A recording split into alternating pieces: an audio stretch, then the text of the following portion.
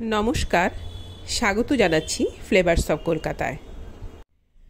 পাবদা মাছের একটি রেসিপি আজ শেয়ার করব আপনাদের সাথে। বানাবো পাবদা মাছের তেল ঝাল।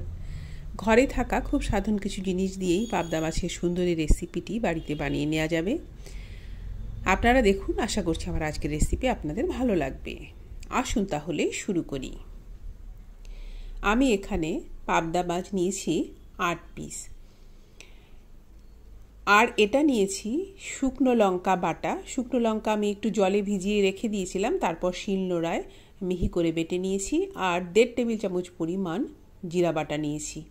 শিলনোড়ায় বাটা মশলা দিয়ে যদি এই রেসিপি করা যায় তাহলে কিন্তু তার স্বাদটাই অন্যরকম হবে। পরিষ্কার করে ধুয়ে রাখা পাবদা মাছ আমি নিয়ে নিলাম। দিয়ে দিলাম পরিমাণ করে লবণ, হলুদ গুঁড়ো, 1/2 চামচ পরিমাণ কালো জিরে।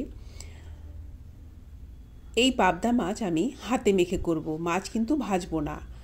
আর এই মাছের রেসিপি বানাতে আপনারা যে বরফের যে পাবদা মাছ হয়, অনেক বড় বড় সাইজের, যেগুলো সাদা হয়ে যায়, সেই মাছগুলো দিয়ে কিন্তু বানাবেন না।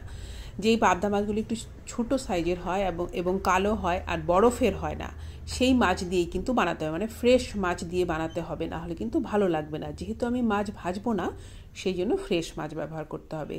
আর দিয়ে দিয়েছি বেটে রাখা শুকনো লঙ্কা, জিরে বাটা, আর দিলাম পরিমাণ করে কিছুটা সর্ষের তেল। এখন আমি খুব বেশি তেল দিচ্ছি না। আর কয়েকটা কাঁচা লঙ্কা দিলাম। সব উপকরণ দিয়ে মাছ খুব ভালো করে মেখে নেব। এটা কিন্তু অবশ্যই মনে রাখতে হবে, মাছ যেন ফ্রেশ হয়। এই একই রেসিপি ফলো করে আপনারা পুঁটি মাছ দিয়েও বানাতে পারবেন, সেটাও ভীষণই ভালো হবে। সমস্ত মশলার সাথে মাছগুলোকে উল্টে পাল্টে খুব ভালো করে মেখে নিয়ে আমি এখানে 1 কাপ মতো জল দেব। যতটুকু জল দেওয়ার এখনই দিয়ে দেব, পরে কিন্তু আর কোনো জল দেব না। পাবদা মাছ যেহেতু খুব নরম মাছ, সেদ্ধ হতে খুব বেশি সময় লাগে না, সেই জন্য খুব বেশি জল দিতে হবে না। আবার রান্নার শেষে যেন একটু গ্রেভি থাকে, সেই পরিমাণ করেই জলটা দিতে হবে। আমি এখানে 1 কাপ পরিমাণ জল দিয়েছি। এবার সমস্ত জিনিসটাকে ঢাকা দিয়ে 15 মিনিট এইভাবেই রেখে দেব। 15 মিনিট পরে আমি ফ্লেমটাকে অন করব। আমি এই যে এতক্ষণ ধরে মাছ মাখালাম, আমি কিন্তু ফ্লেম অন করিনি। ফ্লেম অন করে ফ্লেমটাকে হাইয়ে করে আমি এটা বসিয়ে দিয়েছি, ঢাকা দিয়ে দিয়েছিলাম। যখন ফুটতে শুরু করবে তখন ফ্লেমটাকে একটু কমিয়ে দেব। যেহেতু পাবদা মাছ ভীষণ নরম মাছ, বারে বারে উল্টে দেওয়া যাবে না। এইভাবে দুটো পাশ ধরে, কড়াইয়ের দুটো হাতল ধরে এইভাবে একটু নাড়িয়ে দিতে হবে। বেশ কিছুক্ষণ পরে এইভাবে একটু ঘুরিয়ে ঘুরিয়ে এবার আমি চেষ্টা করব মাছগুলোকে উল্টে দিতে। যেহেতু ছোট মাছ আর পাবদা মাছ তো ভীষণই নরম মাছ, তবু আমি চেষ্টা করব একবার মাছগুলোকে উল্টে দিতে। এখনও মাছ পুরোপুরি যেহেতু সেদ্ধ হয়নি, উল্টে দেয়া যাবে। আর কিছুক্ষণ পরে যখন সেদ্ধ হয়ে যাবে তখন মাছ কিন্তু আর উল্টে দেয়া যাবে না। একদিন আমার এই রেসিপি ফলো করে তাজা পাবদা মাছের এইরকম হাতে মাখা ঝাল বানিয়ে দেখবেন। গরম গরম ভাতের সাথে আর কিচ্ছু লাগবে না, ভীষণই ভালো হবে খেতে। তবে মাছ যেন ফ্রেশ হয়।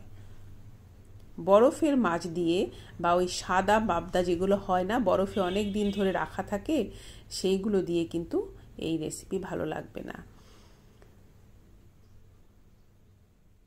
বেশ অনেকটা সময় ধরে আমি ফুটিয়ে নিয়েছি, 5-7 মিনিট। ঝোলটা এখন গাঢ় গাঢ় হয়ে এসেছে। আর খুব বেশি শুকনো আমি কিন্তু করব না। বারবার করে আমি খুন্তি না চালিয়ে এইভাবে কড়া ধরে নেড়ে দিয়েছি।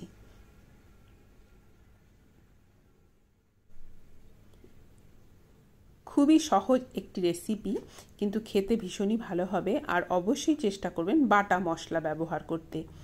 শিলনোড়ায় বাটা মশলা দিয়ে যদি এই ঝাল বানানো যায়, এর তো কোনো তুলনাই হয় না।